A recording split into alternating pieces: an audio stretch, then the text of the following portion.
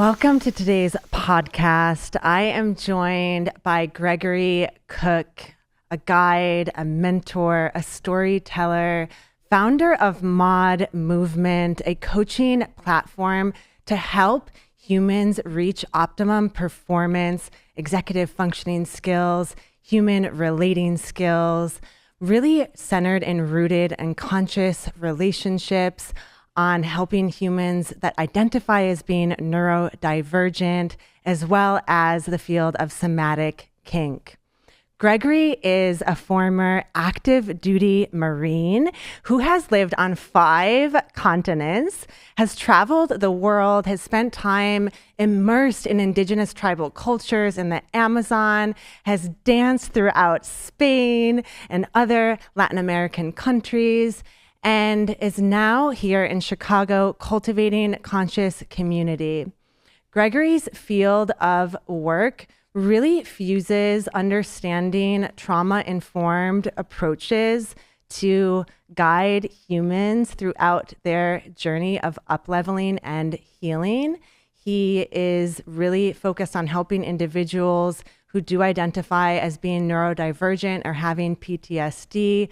I am so thrilled to call Gregory not just a colleague and a friend and a brother. I am also just thrilled to call him someone who I've known in a very intimate way that helps support me on my own journey. It's awesome to be here with you, Gregory. It's great to be here with you as well. Thank you for having me. Yeah. Great to see you. Yeah, there's so many threads of connectivity between us. And as we were riffing on sort of where to begin, you know, there's, again, so many different entry points related to our journey together as well as your own. And so I guess I would really love to just start at the beginning. You know, who are you? Tell us a little bit more about your upbringing, maybe some of those anchor moments in your childhood that helped you really identify with being a change maker, an advocate, someone who's truly here to help others. Yeah, absolutely. And I think I'd like to first start off by just sharing that a lot of what I have been sharing, experiencing, working in the past few years has a lot to do with the people that have been in my life that have kind of pushed me to take leadership, to share my story. And I would definitely say that you're one of those people. And I just wanted to thank you for that. You know, stepping into service hasn't always been my main focus, but starting to understand that knowing what your talents are, knowing what your background is, understanding what your traumas are, lots of times those things end up being the things that you can share with the world and share with it ends up being, you know, your call to service. And for me, I'm a Midwest boy. I grew up in St. Louis in a very kind of conservative time. It was very black and white. So you really didn't have a lot of options as far as like how you wanted to be. It was very, very black and white in a way that, I go to school, behave, get good grades, go to college, and make your family proud. Yeah. And, that was very much, the focus. But specifically with me, my parents, they met in college. They both wanted to be teachers, so education was super important to them. And, the neighborhood that I grew up in, I originally grew up in, didn't have the best educational system. And my parents were super focused on making sure that we had the opportunity for success in life, and that was very much tied to like education. And because that access to that type of education wasn't in our neighborhood, they pushed to give us access to better schooling. And my father had connections with the state legislature and heard about this kind of new program that would allow inner city kids to get connected with some of the higher performing schools in the suburbs. And because he knew about this, because of his connections, he was able to kind of help get this legislation pushed through. And I was able to kind of be a part of that program. I was actually the first African-American student in the voluntary desegregation program back in the 80s in the state of Missouri. Wow. And it was a great opportunity. And it was very stressful, you know. I felt like the weight of my community, the weight of my family, as a 5-year-old kid in kindergarten, going in and being in a very different environment, an environment where it was different in a lot of ways. You know, it wasn't just my skin color; it was my kind of socioeconomic level. And I didn't realize this till a lot later, but that pressure, along with some other things, became a traumatic experience for me. I didn't really have the support. Nobody knew, how those type of environments can affect someone. Yeah. So, growing up, always feeling like an outsider, always kind of feeling like you're different from everyone around you, has an effect. And that and some other experiences growing up always made me feel like I wanted to find a place where I felt comfortable. And this kind of led to, growing up, staying in the same school district my whole life. I got to be 18 and I couldn't wait to get out of the Midwest. Yeah. I wanted to see the world. I wanted to find my tribe. I wanted to find where I felt comfortable. And I spent a lot of years doing that. And kind of what that turned into, kind of feeling as like an outsider everywhere I was, it turned into someone that became comfortable being an outsider everywhere, feeling comfortable everywhere, navigating different social registers, navigating different cultures. This turned into, going to school on the other side of the country, and then deciding that still wasn't enough for me. And that turned into, I want to see the world. And that's when I kind of joined the Marine Corps. I had a deep sense of wanting to serve, but also wanting to explore what was out there. And, as a young kid, 19, 20, I really didn't have the focus to really focus on school at the time. There's so many things that I wanted to see. And the Marine Corps gave me a opportunity to do that. It helped me see the world. It helped me grow up a little bit. It helped me to focus. And going to school after that, was a very different kind of proposition for me. I saw a lot of success there. But moving forward in my life, after having those experiences when I was in the Marine Corps, I lived in Greece for a while. I lived in Norway for a year, and my last year was in Japan. And all of these kind of different places, these different continents, different cultures were so exciting to me. And I got to a point where I just had no desire to come back to the States at the time. Yeah. And I still had a couple years of school left, and I decided that, my degree is in international business. That's where my studies were in, and I hadn't learned a foreign language yet. So I knew that I wanted to learn Spanish. Yeah. So that is when I decided to apply to a school where they spoke the language, which ended up being Spain. Okay. Got accepted, and I ended up spending the next few years in Spain. And I think that experience really kind of solidified the trajectory of my life. Yeah. Between the Marine Corps and spending my time in Spain, the global marketplace, learning different cultures, all of those things became kind of a passion for me for years. Yeah.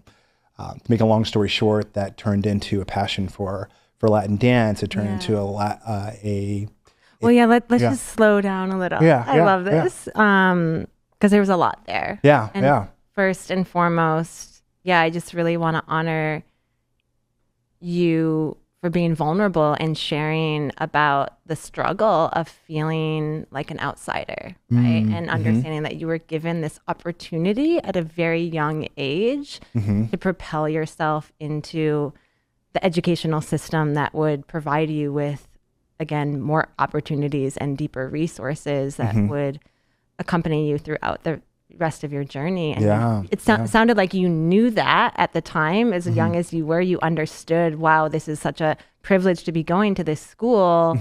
My parents went through a lot to get me here, and yet there was this tremendous feeling of that little boy feeling like he didn't fit in, and sort of the somatic coach in me just like feeling into that little boy and that feeling, and you present something about not having the support, right? Like back then in the 80s, we didn't have the field of understanding about even social emotional learning or neurodivergence or like having additional layers of support within education to provide you with some of maybe the integration or emotional regulation needed. So like, let's just kind of go back there a little bit and really understand like Gregory as the little boy, and maybe you want to highlight a few things that became illuminated further in your path. Yeah, I would say that, I touched on it, but there were a lot of periods where the differences between myself, my family, the community that I, originally grew up in, were really highlighted. I was, I don't know, this dates me a little bit, but I think there was a TV show back out then, Beverly Hills 90210. Yeah, of course. Dylan. Yeah, we loved that show. 90210. Yeah, and that's the school district that I went to. Oh, wow. These were the kids that, got a BMW when they turned 16. These were the kids that, on spring break and over Christmas break, they went to Europe, they went skiing, they went to all of these places. And I was in awe of these things. These were things that I'm glad that I got exposed to, like knowing that these were possibilities, but I always felt like that was for them, not for me. And I think that was definitely one of the things that drove me to want to see the world when I had the opportunity. Yeah. I just felt like, that there were barriers for me at the time. Like that wasn't something that was accessible to me because of my, my family's kind of limited resources at the time. Later in life, my father, did really well in business, and we ended up moving into the neighborhood that my classmates and the rest of the community lived in. But starting out, I felt really different. I remember probably at 6 or 7, second or third grade, just being out on the playground and kids coming up and, touching your hair and like, why does your hair feel like cotton?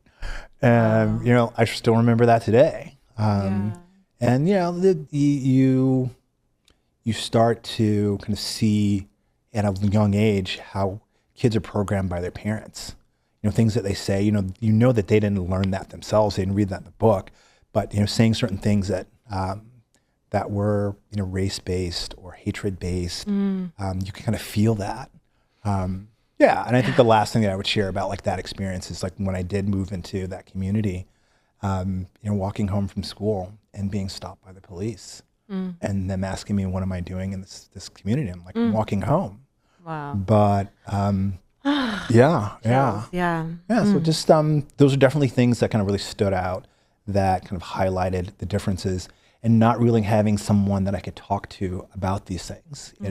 My parents were mostly like, behave, do well in school, and that's all we want to really hear about. So there wasn't a lot about, how some of these experiences affected the way that I processed information, how I processed my emotions. And I think that is one of the things that really led to, the beginnings of my CPTSD. Complex trauma is something that I've had for a long time, but I didn't really realize that until I was an adult. Yeah. Are you open to sharing more about PTSD? CPTSD? Yeah. Complex trauma is basically like PTSD, but PTSD is more like event-based. So like one event happens and it affects your brain. It affects how you process information. It affects your emotions and sticks with you. Complex trauma is typically trauma that is based on a long period of time where you're experiencing a traumatic situation, whether it be something that's happening at home, at school, something that's kind of stressful that kind of rewires your brain. The way that you process your emotions, the way you process information, all becomes different. And when you don't understand that, it's like navigating the world with one hand behind your back. And, and I talk a lot about this. It's like when I found out, it was like life went from being in black and white to color. Everything started to make sense. And, for me, there's a few different things that kind of led to this kind of period. I talked a little bit about, just feeling really different growing up. But there were also some things in my household, with, my relationship with my father, my relationship between my parents. And it was very much, to date myself again, very much looked like the Cosbys from the outside looking in. Everything looked in order. But both of my parents had trauma in their life, in their past, that they hadn't really processed. And as we all know, it's going to pass down from generation to generation. And for me, not understanding kind of how those dynamics worked, it came back to affect me. And again, not until later in life, I really didn't understand how it was impacting me. Yeah. But I know that a lot of people, I have a lot of friends that kind of work as therapists and psychologists, and probably one of the top 2 or 3 things that people deal with that don't know that they're dealing with is complex trauma. Wow. They've been dealing with things for a long time and don't know why they can't concentrate. They don't know why they can't handle their finances. They don't understand why their relationships keep having the same cycles over and over and over again. And once I started to understand that, I was like, oh gosh, yeah, I need to share this with other people. Yeah. And that's what kind of led me to wanting to become a guide, become a mentor, because of everything that I had experienced. And that experience, if I could help someone save 10 years of their life, of not having to save 10 years of their life, not being in a place where they understand the cycles in their life. They don't have the relationships that they want. They don't have the career that they want. Right. Understanding those dynamics with CPTSD and other areas are super important. And I wish I had known these 10 years ago. If I did, things would have been a little bit different. But now I can kind of be here as a guide for others. Yeah. Yeah.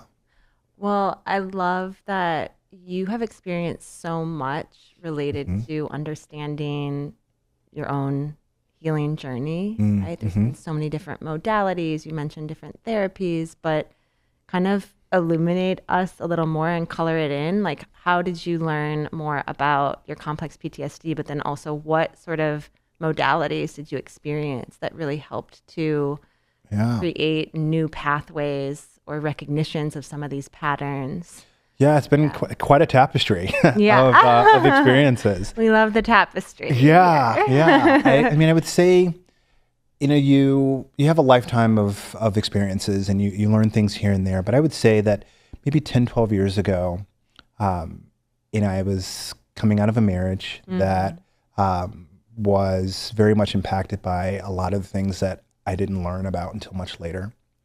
And I came out of that relationship.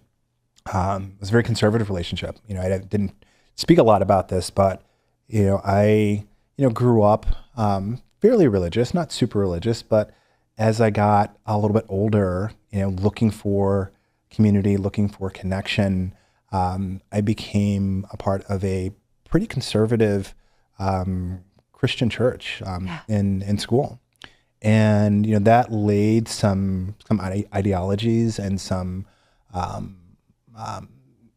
ways of thinking that stayed with me for years, and this is even before the Marine Corps. And, those kind of laid some seeds for me. I had my experience in the Marine Corps.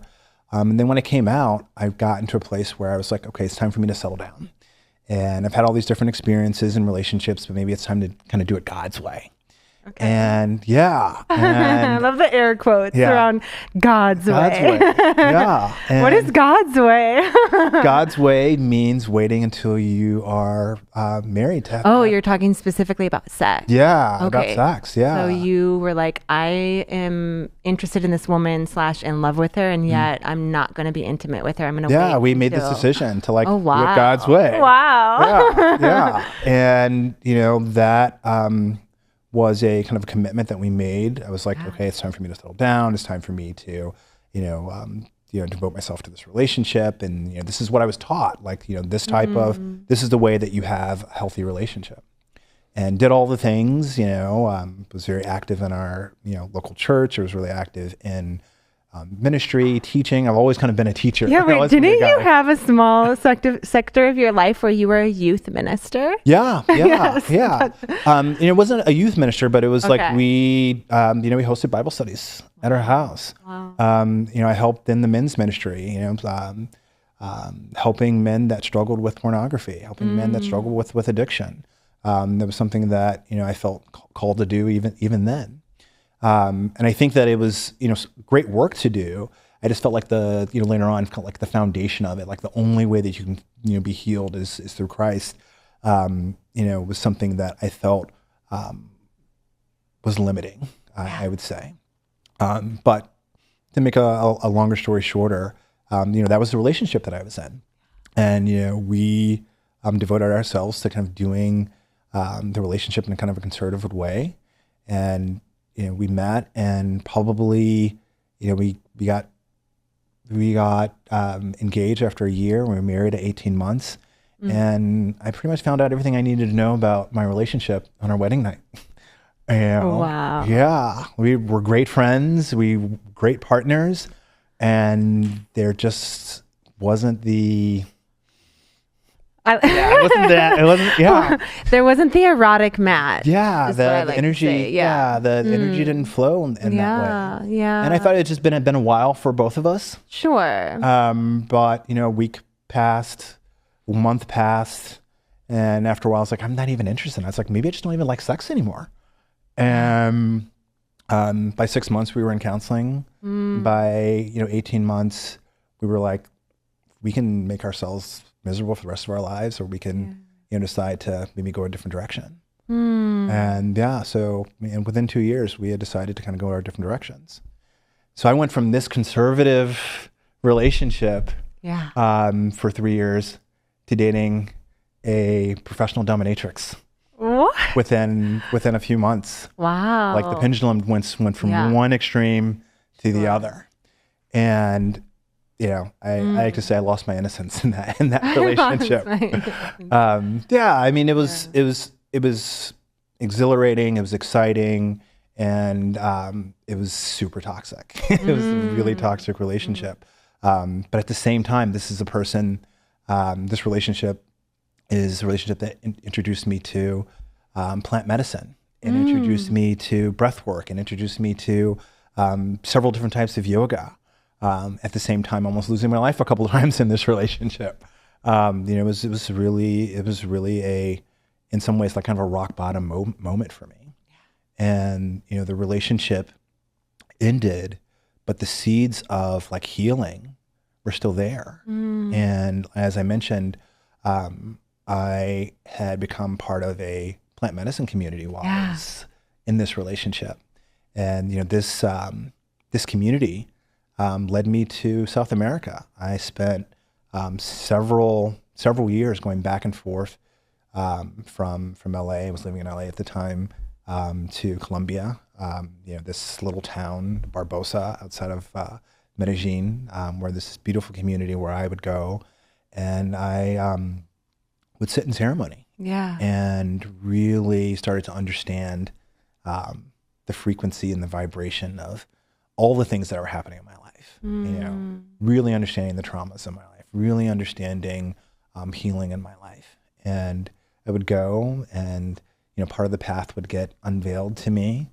I would spend months kind of working through those things, then I'd come back. And I did this for several years. And even as I was kind of going through this healing journey, I would have different relationships, and things that kept coming up over and over again. Right. And understanding that you can see things, and you can understand that you have trauma in your life, and finally understand that it doesn't necessarily just go away. Right. What happens is you start to understand how to manage it.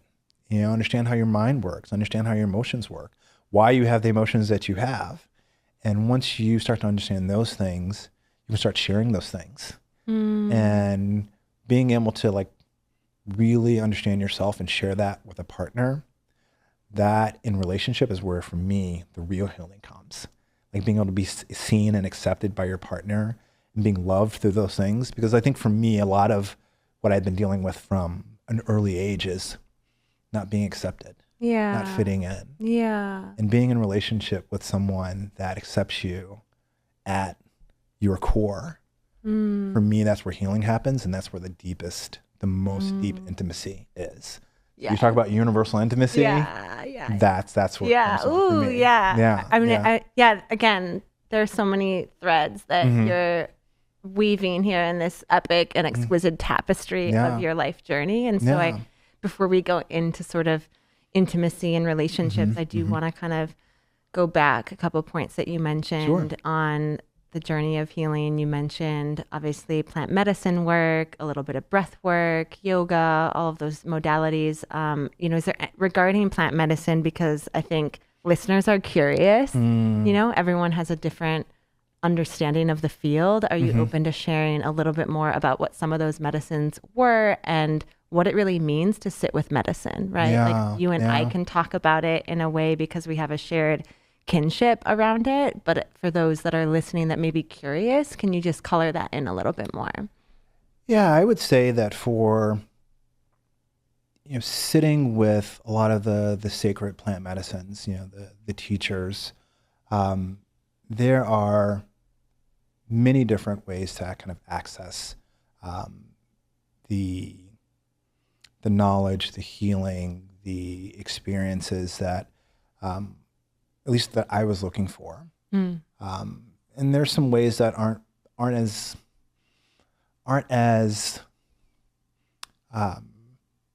effective, not as healing, versus other ways. And for me, the first thing that really jumps out is where you're doing it, who you're doing it with, and why you're doing it. I was blessed to be connected early on with a community that practiced kind of the ancestral traditions. Really honored the land. They honored the medicine. Their families had been kind of practicing for hundreds of years, not thousands. Right. When you go back to like the ancestral traditions, and being able to have someone hold that space for like true a true experience was something that I was able to have really early on. And kind of some of the horror stories that I would hear about people kind of going to these fly-by-night operations, I guess you would say. With people that took a course or maybe went and sat with the medicine a couple times and now they're practitioners. Is I had one experience with kind of that kind of element of the plant medicine world, and it was really scary. For me, my first experience, it was kind of mind blowing. Like, I don't hear a lot of experiences like I had my first time, and I'm really grateful. Are you open to sharing it? Yeah. Let's get intimate. My first experience, it was a 3-day retreat. It was actually in Mexico. It was the community that at the time, they weren't able to bring ayahuasca into the States. This is back before, you were really able to kind of do that. So, we were kind of in a retreat center on the beach in Mexico, and they had come up from Colombia, and I immediately came in, and you could kind of feel how the space was being held. And like I said, it was a 3-night experience, and each night before the medicine is given, we have something called like the circle of the word, and the abuelo would give like a theme. Then everybody would go around and talk about what that theme meant for them. And kind of the theme for that weekend was like the origin, like the vibration, like where your specific frequency started. And I sat with that a lot. And that was kind of what wove my experience for those 3 nights. And that first night, after taking the medicine, and kind of introducing myself to the mother, getting acquainted, I had like this mind-blowing experience. And the kind of the visuals that I had that night, I saw a lot of different things, but the thing that really sticks with me is kind of being in this dome, this big place. And I remember just kind of like this hand reaching down from heaven, and like I remember kind of pulling out my heart, and like washing it in like a shower of like pure love. And like the sensation that I had of like feeling pure love. It's like my heart had been in a box my whole life, and it kind of pulled it out and just washed it with this like unconditional love. And that experience just, I'd never felt that before. Yeah. And it was just like, oh, this is what connection feels like. This is what love feels like. And I never felt that my entire life. And I was like, this is night one. And, I remember getting prayed over that night and just like walking outside onto the beach after that and seeing the world with like new eyes, seeing the energy in the plants, seeing the waves of the ocean just dance, like literally do a dance for me. And I was just like, I never knew this type of beauty existed in the world. And that was just an amazing experience. Yeah. Thank you for sharing that. Yeah. Wow. Yeah. And I love that you prefaced the importance of the container, right? And how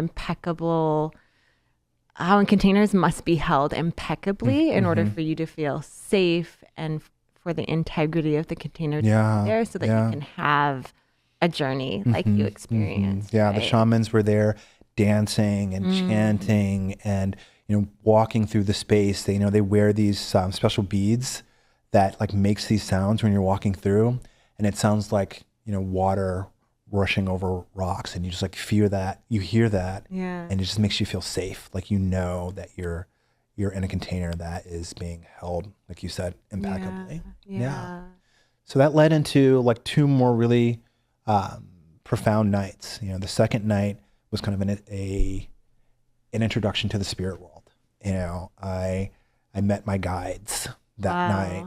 I felt like I had an experience where I felt like I went into the throne room of the divine and just all of creation just singing praises to like the Most High. It was like a place you just never wanted to leave. It's like, I don't want to leave this. And just kind of this experience, just navigating the largest of the large and the smallest of the small, like the infinite is what is what I experienced that night. And that set the foundation for my last night, which was what the previous two nights had really were leading me to. And this was the night where I realized kind of where the trauma, where the frequency of my life was, where it started. Aya had showed me my mother when I was in the womb, and how my mother and father were having a lot of stress at the time. My mother was supporting my father going into a new business. She had a lot of uncertainty, and that transferred to me in that time. And like that gave me my frequency, like my base frequency. And as I saw this, I was shown that it's time for me to change my frequency. And I was like, I don't know how to do that. I could like, what I was being shown was just like the infinite universe. Yeah. And I was like, what do I do with this? And I asked, can you make this make sense to me? Wow. And in like an instant, what I was seeing transferred me to my condo in Long Beach. I was living in Long Beach at the time. And like, a little background of me is like, I really enjoy interior design. Yeah. I love like spaces, curating spaces. And like, that's something I understand. And the medicine was like, design your home, clean your home, put everything in its place, take your vision board, put it on the wall. And this is all kind of in my vision, nail it to the wall. And I did this. And this took hours. I sat, in Savasana basically for probably 5 or 6 hours with the drums of the shamans beating, boom, boom, boom, boom, boom. And in my vision, this is me like pounding my vision for my life against the wall of like my psyche. And coming out of that night, it really changed. It changed the focus of my entire life after that. Like that third night, it was a really profound experience. Yeah. I'm getting emotional, as you know, because there are these moments in our journeys that really can catapult us forward, kind of like a quantum leap. And it's what I'm hearing you share in this moment is that, your entire life trajectory got shifted, right, into this new path, this new trajectory that really pushed you on a journey towards service in a new way, right? Of how could you articulate that vision and then manifest that vision into reality so that you could up level and guide others. So maybe Absolutely. kind of start to guide us on that path of like, once you sort of integrated all of that back into your own life and you took everything on for your own individual healing journey, how did then you start to make that shift into coaching and guiding others? Yeah, I mean, it wasn't an overnight thing. You know, for me, it was a process. You know, having awareness is a lot different from healing. It's the first step. But for me, I would even say for years, it was like you go, you sit in ceremony and things are revealed to you. And lots of times it's, you know, the trauma is revealed, the toxicity, the things that you're doing to perpetuate those things in your life happen. And for me, things got worse before they got better. And I would say worse in a way that, like, now that I'm seeing, you know, the patterns, and I'm seeing the relationships that I'm attracting, I'm seeing them happen over and over again, and feeling like I should know better than this. You know, I understand, you know, some of these things, and like I'm starting to understand these things. And what that led to me, and this is, you know, something that I've always, you know, felt pretty confident about, is, you know, I might not be the smartest person out there. I might not be the most talented person out there, but I'm going to keep trying. Like, I'm going to keep pushing. I'm going to figure this out. And that's what led to seeking mentors. It led to going to retreats. And for me, attracting at the right time individuals into my life that would either reflect things that I didn't necessarily want to see in my life, or just kind of guides and mentors that inspired me to want to learn more. And I would say this happened kind of over and over again for several years. And, you know, I would probably say, you know, close to when we first met. You know, both you and I were both kind of in a time where we were transitioning from relationships and kind of looking for, like, what's the path forward? Yeah. And for me, you know, it was really around kind of relationships. You know, I feel like a lot of healing happens in relationships, and a lot of things come up. And for me, it's like I keep attracting, like, the same relationship over and over again. And I feel like, you know, I've been sacrificing my credibility and my integrity in relationships because I haven't been my authentic self. I didn't know who my authentic self was, which was, you know, probably be helpful, you know, when you're talking about being in union with someone, whether it is for a season or a life partner. And for me, I really wanted to figure out why I wasn't able to kind of maintain the healthy relationship that I wanted. Like, that was my intention, but I didn't have the tools or the understanding to do that. Yeah. You know, and that's when life had kind of led me to the International School of Temple Arts, or ISTA. Yeah. And, you know, that was a real blessing for me, you know, starting to understand my sexuality, starting to understand my desires, getting the vocabulary to be able to explain that, understanding the dynamics of polarity. All of those things gave me an insight on how to maintain healthy connections. And I think that's, you know, to answer your question, is where things really started to kind of take off for me, as far as, like, okay, I'm starting to figure this out now. Maybe I can, you know, start to, one, maintain a healthy lifestyle, but also share what I've learned with others that have kind of had similar stories as me, whether it's with complex trauma, intimacy issues, understanding, you know, purpose in your life. And all those things are kind of things that kind of came out for me as I went through this journey. Yeah. Yeah. Yeah. Beautiful.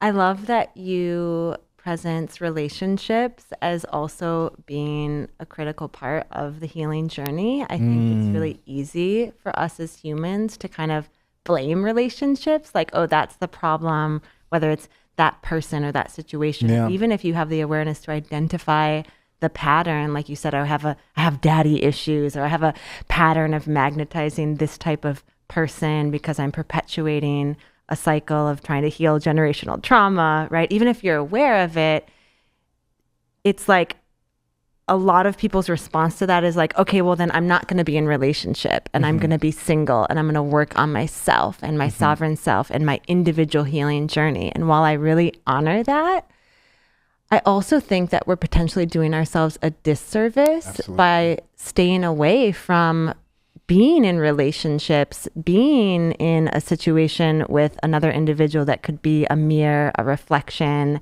right? Could potentially help be a guide to up-level you, or just to shine the light on the parts of you that are still in the shadow. And I just think our culture is really like focused so much, especially here in America, focused so much on the individual sovereign self. And so people are like turning away from relationships. So I love that you share that like your relationships have also been a part of your healing journey. Absolutely. And I want to preface what I'm going to say with saying like, no one should put up with their boundaries being broken. No one should, sit in a situation where they're, experiencing abuse. With that said, it is important to understand that we are all kind of the creators of our reality. Yeah. And the relationships that we're in typically are a reflection of something that's going on, whether they're conscious or subconscious, whether it's in our shadow or whether it's in our light. And truly accepting yourself, of course, is accepting your shadow. Yeah. And bringing those things to the light that we unconsciously have perpetuating things in our lives. Lots of times that's in relationship. Yeah. And for me, I think about some of the relationships I've had, and for a long time, I was just like, she's just crazy. It's just crazy women that I keep dating.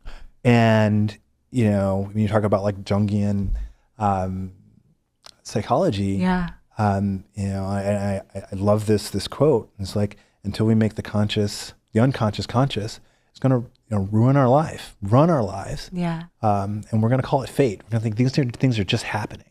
Yes. And it's so easy to kind of like not take personal responsibility for things that are going on in our relationships and our lives, but understanding that we have the power to create our realities is super empowering, of course, but also gives you a lot of responsibility to say, okay, I'm having this type of relationship. What is happening here? What's happening internally that is kind of perpetuating the situation?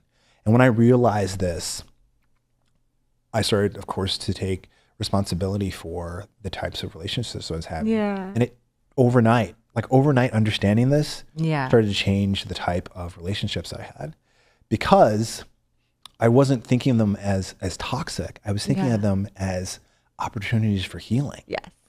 And the challenge is kind of finding a partner that you're not waiting for yourself to be in a right place to be in a relationship, but being in relationship with someone that is okay with accepting you exactly how you are, you accepting them exactly how they are, and being committed to growing together. Yeah. And kind of locking arms whenever there's a problem and saying, okay, what's coming up for us, and being able to consciously communicate those things and being able to not project that on your partner. Yeah. Being able to be in real partnership, sacred union, and not only grow from these things, but love each other through these things. Yeah. And that for me is like the foundation of, true conscious relating and true healthy relationships. Yeah. And being clear in the communication surrounding the partnership or not a partnership, right? I feel that one of the things when we met, and if you're open to going into this, I would love to honor you regarding your capacity to articulate your truth, what your desires were, what you were available for and what you weren't available for. And as you shared, yes, when we met, my marriage had unraveled. I had been in a situationship, and it was a beautiful reflection for me that you got magnetized into my field, because I was like, oh my gosh, like here's a conscious man. He sat in medicine ceremonies. He knows how to articulate his truth, and he knows how to access his emotions. And yeah, he knows how to honor me. He knows how to like make requests. And you weren't interested in a relationship with me, right? And you made that very clear that like there was a connection, and yet you weren't interested in a partnership. And it was just a beautiful moment of realizing like, wow, yes, I'm honoring you in that. And I was like honoring myself for my own growth, that I was able to call that in, because it's rare, right? It's rare to find individuals that are able to be in their truth and say, hey, there's something here. I'd be remiss if I didn't articulate to you that I feel something and I want you in my life, and yet I'm not interested in a partnership, you know? Mm-hmm. And that we were able to move through that and develop a deep friendship, I think is just, yeah, I just want to honor both of us for our capacity to navigate that. Yeah, I think it's a testament to us understanding that people come into each other's lives, and there is polarity. There is a connection, but it's not always erotic. Yeah. And there's so much that I think that our culture says about like meeting someone, and if it's not like you're happily ever after, then that person has no value in your life. And you just kind of move on. And I reject that. Yeah. You know, I feel that I do as well. Yeah. That's why we're here for universal intimacy. Yeah. Yeah. You know, people come into your lives for all kinds of reasons. You know, there can be guides, they can be teachers, they can inspire things. And I would say that, you know, that's all of those things have been the case in our relationship over the years. And understanding that and being able to accept that, you know, whatever type of relationship style that you have, you know, being able to honor and appreciate the humans that come into your life, and for whatever reason, you know, typically it's because they share a frequency with you, and that frequency isn't always romantic, but definitely positive. Like it happens for a reason, and you know, I think our connection, our friendship over the several years that we've known each other is a testament to that. Yeah. And it's interesting because the thread on which we connected was sexuality and is sexuality. So I'd love to kind of talk about that now, of just ISTA, right? I had just completed ISTA, the International School of Temple Arts. You, shortly after meeting me, went on your first ISTA one, and you know, it really has created the foundation from which now we're both operating in this field as practitioners and guides and coaches in the field of somatics, with a lens rooted in sacred sexuality. So I'd love to hear more about your ISTA experience and how it really propelled you into going deeper into this field of study. Yeah, absolutely. You know, that is, you know, that experience, my experience within ISTA, becoming, kind of joining that, you know, international community. For me, that was, you know, I mentioned, you know, at the beginning of our talk, was looking for community, looking for my tribe for my entire life. It seemed like, you know, I definitely felt like, you know, there were communities that I connected with, you know, whether it was the Marine Corps, whether it was the dance community, whether it was the plant medicine community. Those were all experiences. But after kind of going through that level one and, you know, meeting the humans that I met there and sharing the experiences that I met there, I was like, yeah, I found my tribe. And, you know, this is one of the reasons why I think you and I have always had, you know, a great connection, because you're part of my tribe. Yeah. And this, you know, and I shared my first, you know, the first day that you meet everyone and you kind of go through your circle, you talk about like, what are you here for? And for me, it was, I want to be able to understand and navigate my sexuality in my truth. I want to understand what it truly was, and also be able to kind of communicate it. You know, that was the big thing. It's like I wanted to be able to, you know, go into a relationship and say, this is me. This is what I'm available for. This is what I'm looking for. And then someone being able to say that back to me. And then we can say, okay, we're in alignment or we're not in alignment. And being able to do that, you know, on a first or second date, you know, before things get erotic, before things before you get attached, being able to do that has been so powerful for me. It's so revolutionary. Yeah. So I just want to pause us there because we're speaking about something that we live, we breathe, we practice. For the listeners in the audience, let's just bring this back. So we're talking on a first date or a second date, really declaring our intentions, our desires, again, in a relational context or even erotically, right? Like really claiming right from the jump, this is what I'm available for, this is what I'm not, and then feeling into whether or not it's in alignment. Yeah. Like, I'm not saying that we have to demo this right now, but let's really color this in for people, because I do think that of all of the communication tools, it's one of the most potent, profound, and powerful pieces. Yeah. I mean, I think there's probably a couple of things that we're talking about right now. Sure. Like there's one where you're like, okay, am I in alignment with this person? I'm looking for, a possible relationship. And then there's of course like, okay, we may or may not be compatible for a relationship, but we want to have some type of connection. Yeah. And then kind of having that conversation on kind of what the connection might be like. So we're happy to talk about both.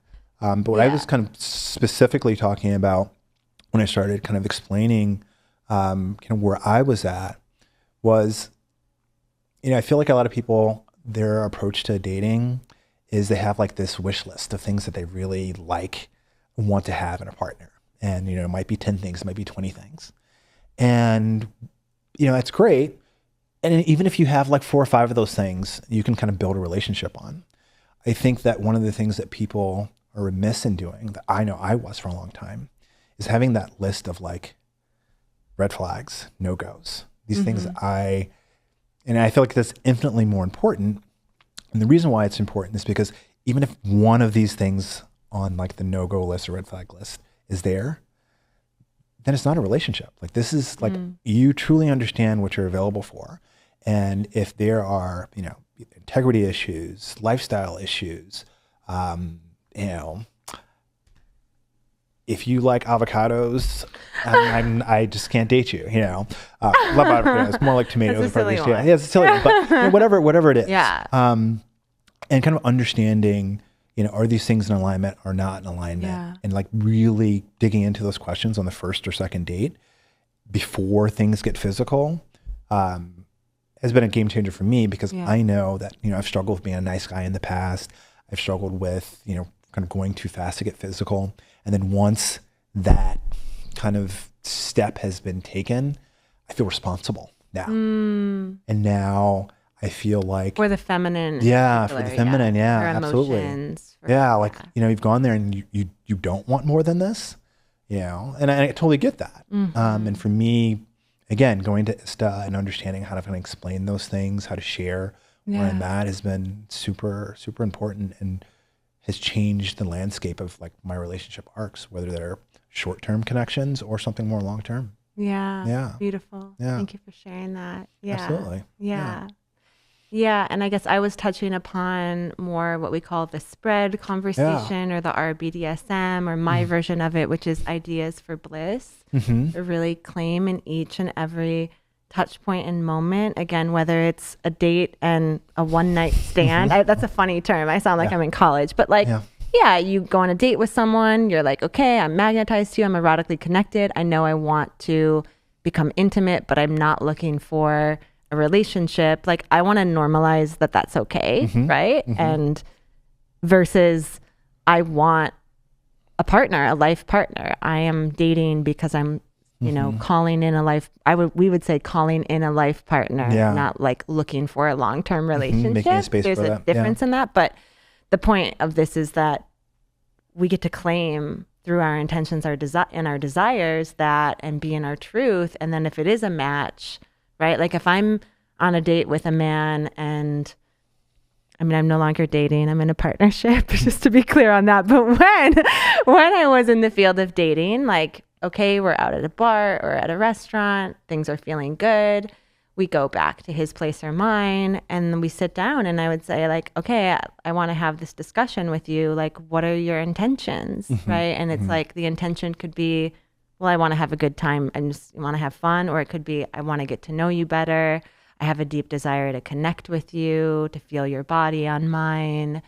And that's like, okay, beautiful. What are your desires? I have a desire to eat your pussy. I have a desire to have you suck my cock. I have a desire to, rub our naked bodies together. I have a desire to penetrate you. Like, it's been really empowering to facilitate as a coach, to guide other humans to claim their desires, but to also, because I practiced it, right? Because I practiced it with many individuals in my own dating experiences, I got to witness just how empowering that is for individuals and the clarity it creates, right? Because then we're not dancing around the topic of like, oh, I'm trying to get you to like me, and then I'm trying to get in your pants, right? There's just a lot of that happens in the outside world that creates not only confusion, but it also can trigger trauma in people when it's uninitiated or non-consensual energy. I want to speak to the men for a moment. Please do. This spread conversation that you're talking about, hear me when I talk about this. This is the most powerful tool that I have learned to help you in your intimacy, and to unlock all of the fantasies, all of the things that you've ever wanted to be able to do erotically with your partner, and have just not felt like you've been able to get there. This one practice has changed the landscape of the sexual experience that I've had profoundly.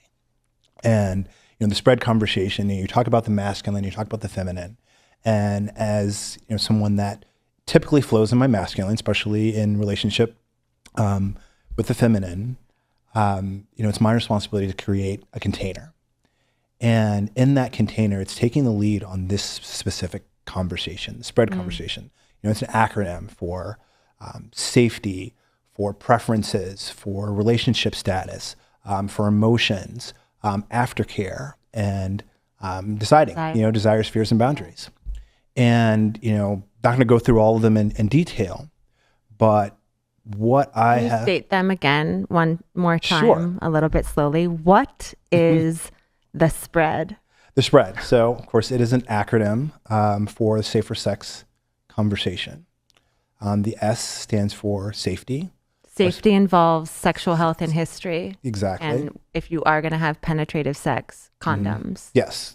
Birth control, all of those things that have to do with sexual health. And you literally state, this is the last time I was tested, full panel, STIs, STD status. These are my the last time I had fluid bonded sex. Yeah. You talk about all of this. And I know it for the first time when you have it, it's going to sound a little awkward. It's going to sound weird. Lots of times I've had these conversations, and when I'm like, no one has ever had this conversation with me.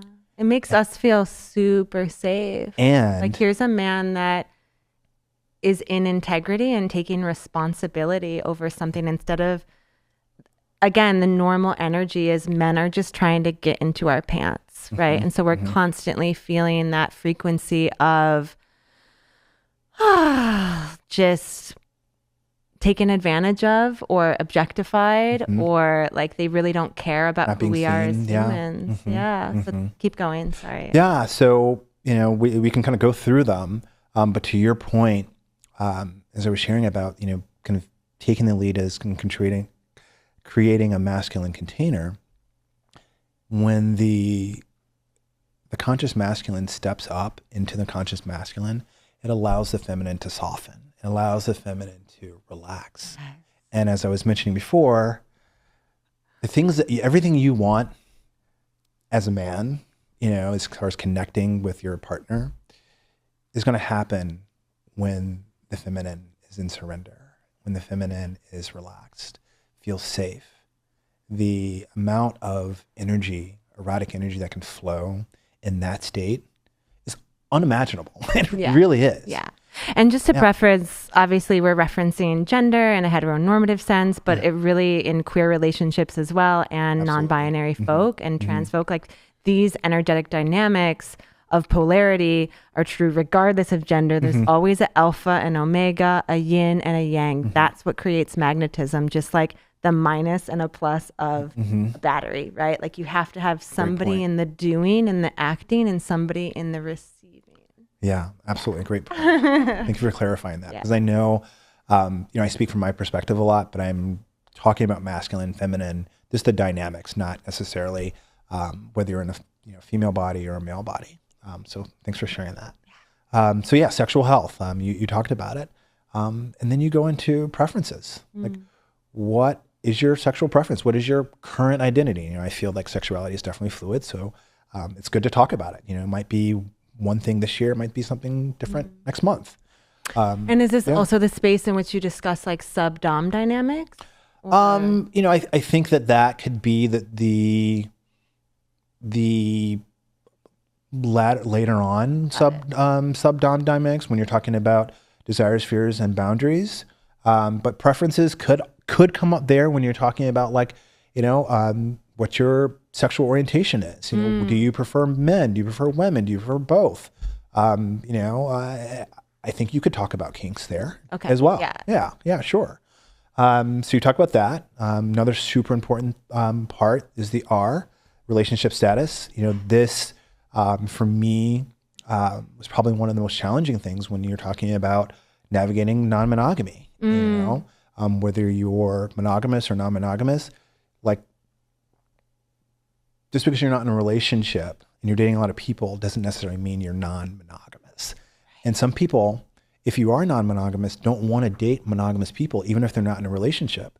Because what happens is you're dating them and they're dating you because they're not in a relationship. But as soon as they get in a relationship with someone, then they break up with you. So if you want something that could possibly be ongoing with someone, understanding what their relationship preference is super important. Yeah. Yeah. And kind of, explain sort of the different dynamics related to, even if you're identifying as solo poly, right? You still are having relationships with other people. And so this is also the space in which you can share. Absolutely. These are the different dynamics. These are the types of relationships I have. And you can talk about, again, someone could have a primary partner or, share a little bit more on that. There's all different types of, when you're talking about non-monogamy, and I have flowed in monogamy in my life. I've flowed in non-monogamy in my life. I've been solo poly. I've been non-hierarchical E&M in my life. And, explaining those things, sharing those things when you're kind of talking about relationship status are super important. Yeah. And, the reason why it's important, at least for me, is people want to know what they're getting into. If they're looking for a certain type of dynamic, and you guys are, this is why it's important to have this spread conversation before Eros really starts flowing. You're feeling the attraction, you think it might be going somewhere. Okay, let's have this conversation just so we're both aligned on where things might go. Yeah. And again, how you talked about how it makes everyone feel safe. And, I know for a lot of guys, after the fact or even during, you just don't know what the boundaries are, what boundaries aren't, and you're just kind of fumbling and feeling your way through it. And lots of times you can, misstep and kind of ruin the whole vibe because you hadn't talked about those things. So and as a femme-bodied individual, and not to say that a male body couldn't feel this way, but I think it's really important for us as women to understand your relationships, if they are with other women, if we know them and they are sisters of ours. Like, I will often say, I'll say, okay, like, do you think that she would appreciate a check-in? Like, would it be appropriate for you to check in with her and get her consent for you to connect with me? And I've had situations in which, again, the Eros was running. I was feeling into the magnetism with this man. And when we got to this point in the spread and I learned about his connection with certain women, I could feel his heart, right? I could feel that if him and I were to connect in that way, which for me would mean penetrative sex, while he was inside of me, I would be able to feel her. I would be able to feel her heart. And so it wouldn't feel good if he wasn't able to be in full presence with me, knowing that I could be hurting a sister. Yeah. So this is a piece and again, I'm not saying that this is only female bodied individuals that can feel this element of the connection with the heart space. But yeah, this relationship piece can almost be the deal breaker if you're not in alignment, because either the person isn't in their truth and you can feel them kind of not being in their truth and hiding certain things, or you can feel into the depth of connection that they have with another individual. And you don't want to create a mess. You know, you don't want to be that person that, what is it called? Like a home wrecker in the olden days, but like, you don't want to be the person that then causes chaos in the field of another human. So yeah. Yeah, that's a great point. And I have an example of this. It was, it really kind of unveiled like the power of like this type of conscious communicating. I remember it was at a temple night with someone that usually went to temple nights with their partner. Their partner was not there, and they're not someone that typically will play if their partner's not there. But we had a really strong connection. We really enjoyed our conversation, and we decided that we wanted to have like some level of connection. And this person didn't know what a spread conversation was, and we started to go through it, and we got to the kind of a relationship status. We started talking about that, and I was like, "So, what are your agreements with your partner?" And she started to share her agreements, and you could kind of tell that she, her partner was open to her connecting, but she wasn't used to doing that and wasn't really super comfortable. And I was like, well, how about we call your partner? How about we talk to them, just so everyone is in consent. Everybody knows. Yeah. And we did. We had this little chat, video conference. You did a video, FaceTime? Yeah, we did a FaceTime. And his partner was actually with another partner at the time. So it was like 4 of us on the call. And we're all getting to know each other and chatting. And, after that call, she felt completely open and completely safe. She didn't feel like she was doing anything that she'd have to like explain to her partner afterwards. And it made all the difference, And we all ended up becoming partners. I mean, not partners, but friends later. And, but like that level of like communication and openness and transparency, one of the big things for me kind of going into ISTA in the first place was not feeling like everything that I was doing was in full transparency. Yeah. I would share just enough to make sure that the night kept going, but not necessarily everything. And then that stuff coming out later, not feeling really great for everyone. Yeah. And, being able to kind of navigate those type of conversations in a way that felt authentic, transparent, kind of left a lot of that kind of yuckiness that you feel after an interaction or an encounter.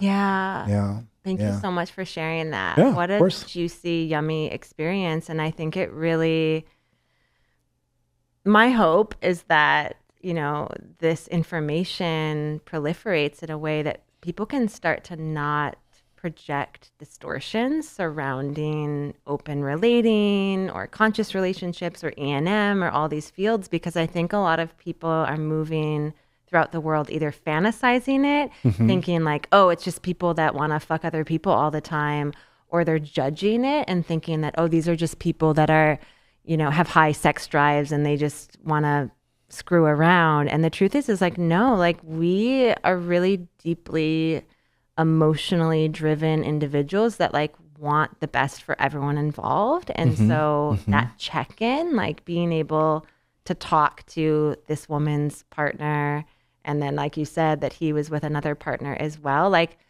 how revolutionary and mind-blowing is that? If you were to like tell yourself like 20 years ago that you'd be doing that, you'd be like, no way. Never. Right?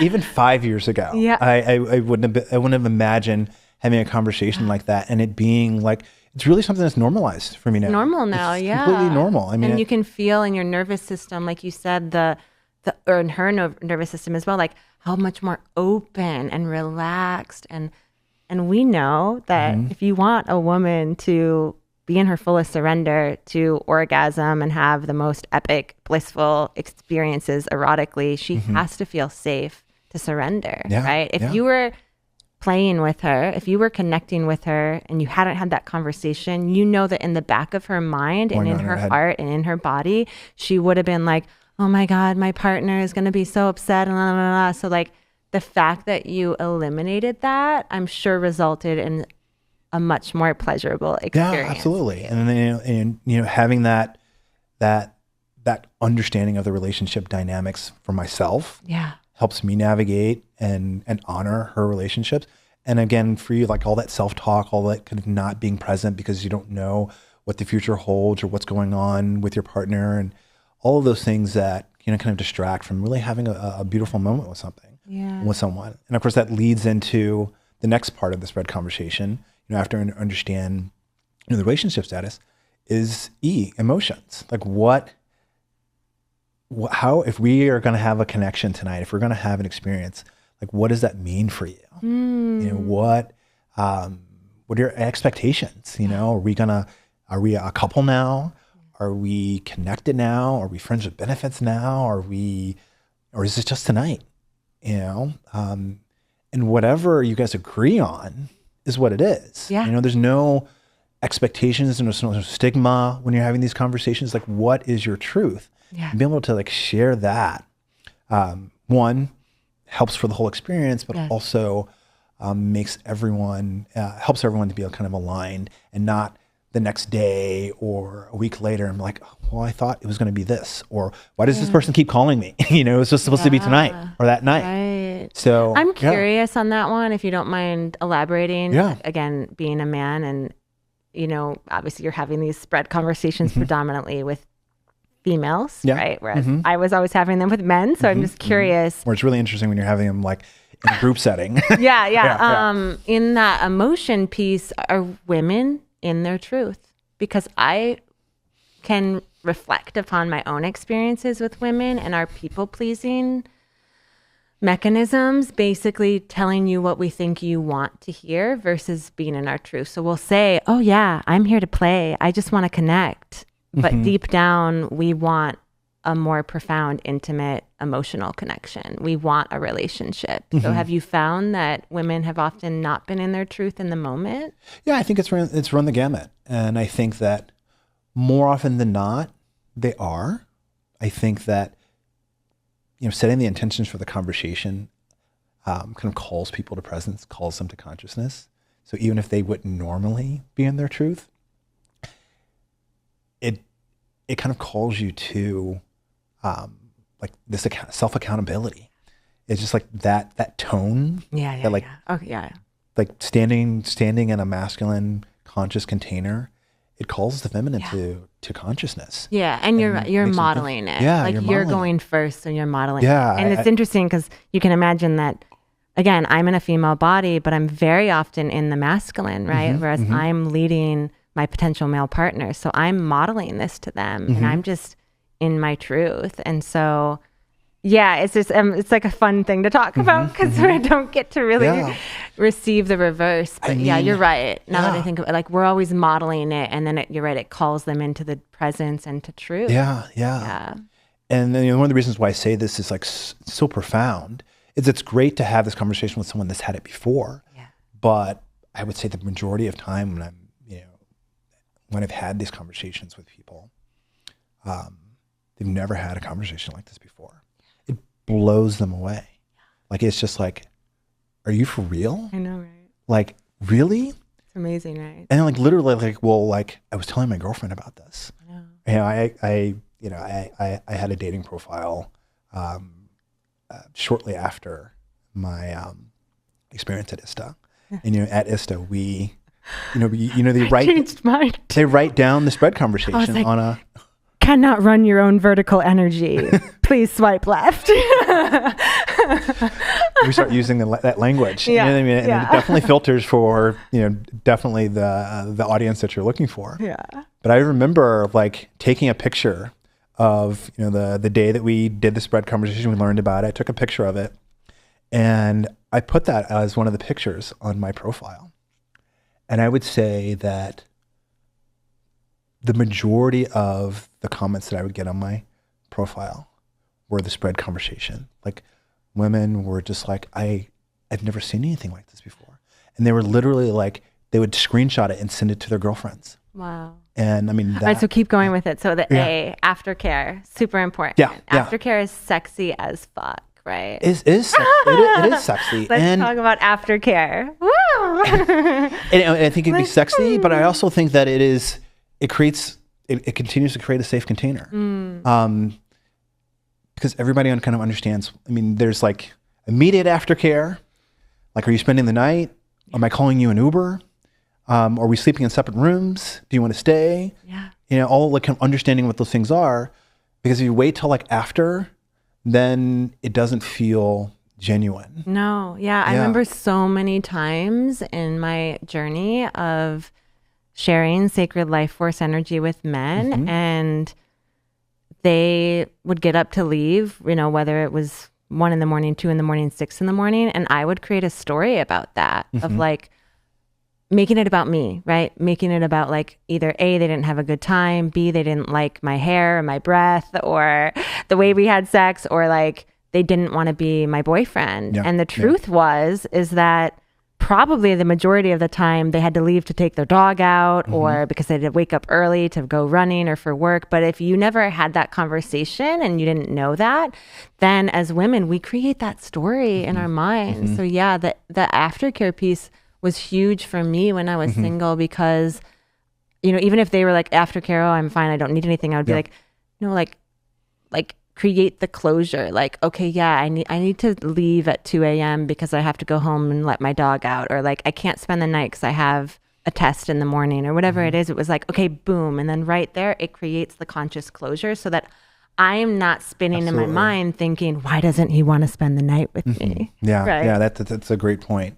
You know, all the self-talk, these narratives, you just fill in the blanks when you don't have the information. So then, you know, that's your kind of immediate aftercare. But then, like, what happens the next day? Next day. Yeah. Like, you know, what would make you feel good, make you feel whole, make you feel like you have closure, you know, later on? Like, would you like a phone call? Would you like a text? Should we meet for coffee, you know, in a couple of days? And agreeing on that, and of course, keeping to that, makes all the difference. Oh my gosh. This one is huge, Gregory.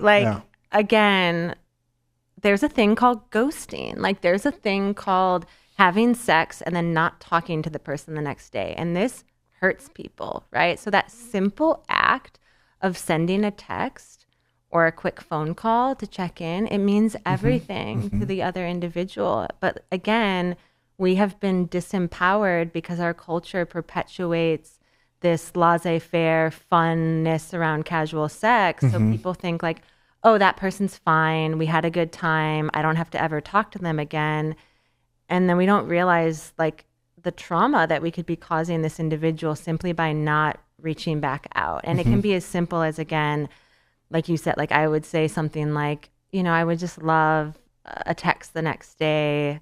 You know, we could maybe share about our experiences and what we enjoyed. And, you know, that's it sometimes. Like, this is another piece too, when you are navigating open relationships or you're poly, where, you know, there are people that don't understand the boundaries too. And then they'll continue to communicate with you constantly. And like, that's another one that we need to rein people in to understand, like, no, the check-in is just like one text, right? Yeah. And this is something that I've applied as a tantric practitioner, right? So I go through a spread talk before any session with a client, any somatic journey or in-person body work. Yeah. And this aftercare piece is huge, because I say, I will check in with you tomorrow. I will text you. If you desire any further communication with me, you need to book another session. Yeah. Right? I'm not suddenly your best friend because I just gave you a That's not tantric open-ended. massage. Yeah. It's a great point. It's a great point. And just to kind of circle back a little bit on this kind of ghosting topic, it's a big deal for me. You know, just because it's one night doesn't mean it's casual sex. Like, one night can be sacred. One night can be really special. And taking that time to like really curate an experience with someone, even if it's one time, to completely kind of obliterate that experience by ghosting someone the next day it's just, I mean, for me, it's like the worst thing that you can do to someone. Yeah. And, you know, not having that understanding on like what the communication is going to be. And as I mentioned before, there's that, like, without the without communicating about it, the blanks get filled in. You might be planning on contacting them in a couple of days, but they don't know that. Yeah. So for 2 days, they feel like they got ghosted. Yeah. And then when you finally reach out to them and the energy's weird, you're like, what's wrong with you? Yeah. You know, because they thought they were getting ghosted. Yeah. So like really going into like what you can expect from me, what you need is super important. Super important. Super important. Again, the spread. This is all before you have sex. Yeah, before you become intimate. Yeah. So just everything. So close Yeah. it out here. Yeah. So And the D, decide. We're gonna. I call it desire. Yeah. Yeah. Well, decide, and then what are we gonna do? Yeah. What are your desires? What are your fears? What are your boundaries? Super important. Intercourse can be a lot of different things, and there can be a lot of boundaries there, a lot of I want to say limitations, but understanding what the level of play is going to be really allows people to be comfortable.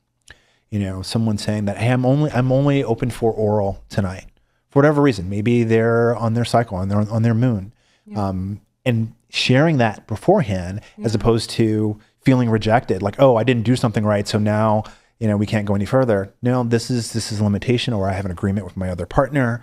Whatever it might be is super important. What are your fears? A big one for me in the past is like, I want to practice safe sex, but lots of time when I'm with someone the first time, I'm in my head and putting on a condom and all that.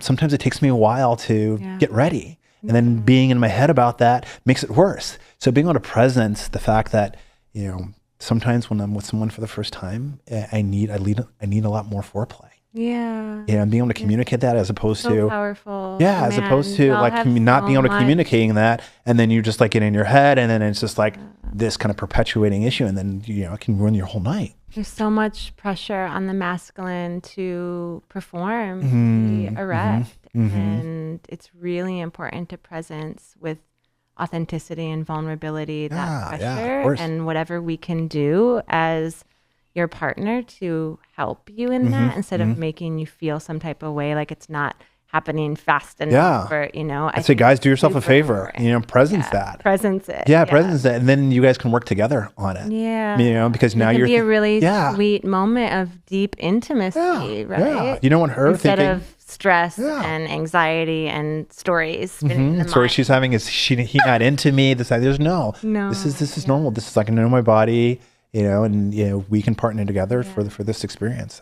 Absolutely. And then boundaries. And then I really want to go into somatic kink.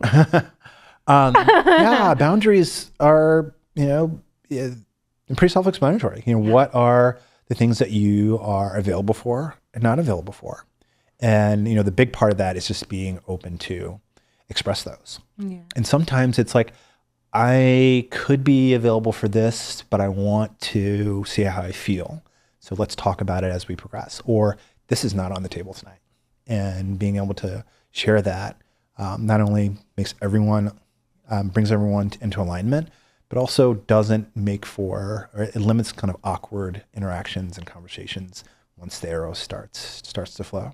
Beautiful. Yeah. So share with us, what is somatic kink and how you are utilizing it in your coaching methodology and approach as an offering. Yeah, this actually was, something that I came into kind of the awareness very organically of kind of somatic kink, and it came from my own life experience. I've talked about struggling with communicating in relationships, my desires. I have talked about being able to experience all the things that you want to experience in a relationship. Yeah. I have talked about some of the traumas that I've experienced with acceptance around intimacy and how it has come up in my relationships. And for me, understanding, and this kind of came through my journey into kink and BDSM. It's interesting how my journey kind of flowed through tantra and sacred sexuality, and that exploration started to help me understand some of the places where I had a lot of insecurities. Insecurities around performance, insecurities around, there's nothing more revealing when you practice non-monogamy is when your partner is out with another partner. Like if you don't know where your insecurities are, just wait till that moment. That moment, anything that is kind of a weak point in your relationship, an insecurity in your relationship or within yourself, that is like the moment they're out with someone else is going to be like a beacon or whatever you might want to work on. So it's a little weird. Maybe you can call me a masochist a bit, but I like kind of look forward to that. Like if I feel like we're doing okay, but maybe not great, like what's going on? As soon as I go out with someone else, you feel it. Wow. And for me, my journey into kink and BDSM, like being able to create a container, a scene, where you can, what I like about kink and BDSM is very similar to sacred sexuality when you're talking about a spread conversation. It's very similar to having agreements for your scene. And for me, and I'm not going to get too deep into the specific kind of insecurities or things that I've worked on in the relationship, but being able to talk to your partner about something that is an insecurity or something that keeps coming up for you, and being able to say, hey, let's create a scene and let's bring this up in a safe container. And creating that safe container and saying, hey, I'm insecure about this. I'll give you an example. Yeah, let's give an example. Like jealousy is a big one. Like, yeah, give an example. Here's a juicy example. Yeah, juicy. So I was in a relationship, and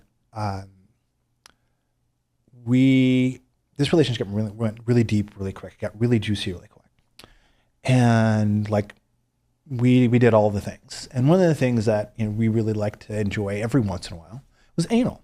Okay. We're talking about anal on the podcast. We're talking about anal on the podcast. And, okay. And we enjoyed it here and there. And then all of a sudden, it was something that was really uncomfortable for her. For her, yeah. Yeah. And for me, it became an insecurity. I'm like, what is it? Does she not like it? She doesn't want it with me? Because she would ask for it. And then we would try. And she's like, no, let's stop. It doesn't feel good. And this went on for like months. Yeah. And I started developing insecurity about it. I started having this dread that she would go out with another partner and she would have this experience and like it with him. Yeah. And like that really started to like fuck with me. Yeah. And I shared this with her. I also shared this with my A&M coach that I had at the time. And we decided that we were going to work through this in a scene. Yeah. So. Right, because otherwise you're just like talking about it and it's just theory. So just to contextualize this for our listeners, when you're talking about working through it in a scene, you're creating an embodied experience to move through it in your bodies to actually feel into the emotion. Yeah, absolutely. When you're talking about like kink and BDSM, it is the closest or not equal to a psychedelic experience. Like these scenes literally create new neural pathways, altered states of mind, altered perception. So, really creating that container and going into it is super healing. And this is kind of where the foundations of Somatic Kink started for me. So in this specific scene, specific experience, what we decided to do is she was going to come home and tell me that she had the most amazing anal experience with her partner that night. But what we decided to do is while she told me about this, she was going to stroke my cock. She was going to associate having a pleasurable experience with someone else for me as a pleasurable experience with her. So she's talking to me. She's telling me how much she enjoyed it. At the same telling me, at the same time telling me how much that she loves me. Yeah. And how attracted she is to me. And that's how happy she is to be in a relationship where we can explore pleasure and still have a loving relationship. Yeah. And believe it or not, that type of continued conversation allowed her to soften. And eventually we got back to a place where we were adding that back to our relationship. And beautiful. But like that energy was stuck for a while. But being able to like take it into a container, work together on that, move that energy, and created a flow in our life. So things like this in my life helped me to have deeper intimacy with my partner, to be able to experience desires, fetishes that I've never had before, and to understand myself a lot better. And being able to do that has been such a profound improvement in the quality of my life, the quality of experiences I had. I felt like I really had to share it. I really had to share it. So it became something that, within my coaching offerings is something that I love to kind of talk to my clients about. Yeah. Helping them create scenes so that they can move things. If it's couples, if it's singles, things that will help you to be able to connect with yourself and others in a more embodied way. Beautiful, Gregory. Thank you so much for taking everything that you've learned and experienced and moved through in your life, especially as a man of color. I do feel called to just presence that because with that and working in these fields related to kink and BDSM and sacred sexuality, as well as empowerment, self-improvement, PTSD therapy, neurodivergence, like there's a lot there. And so like, I just really want to express deep gratitude to you for being willing to do this work for yourself and now to share it with other individuals, to be a guide and a mentor. And so to just close out, if you can just share with us, what is Mod Movement, your coaching platform? What are the various sort of tenets or pillars within that? And then how can folks find you and stay connected with you? The platform in which I have shared my service, kind of my commitment to service, has been the Mod Movement. And for me, the Mod Movement is being able to move through the world in a way that's not stuck in tradition, not stuck in avoiding stigma, but really being able to live authentically. Whether that is in your purpose, whether that's your sexuality, or just understanding how your mind works and being able to navigate the world in that way. So with that, there are three pillars of my coaching offering. One, of course, is Foundations of Flow. And the Foundations of Flow is really kind of what it talks about. It's the foundations. It's understanding what your life purpose is, what your life vision is, having that set, going into what are the things that I need to align in my life as far as my well-being, my mental well-being, my physical well-being, to be able to support those foundations. And then finally, once you know what your vision is, once you understand what your purpose is, and you're taking the steps to make sure that you're supporting that, connecting you with a community of like-minded people. Who are the community that you're going to support, that's going to support you in stepping into your truth, who you are in the world, how you're going to show up in the world. Next, that goes into something super personal to me is living well with neurodiversity, understanding one, awareness, what it is and does it affect you, what type it is. For me, CPTSD with ADHD, it's a nice little cocktail that was super important for me to kind of unravel.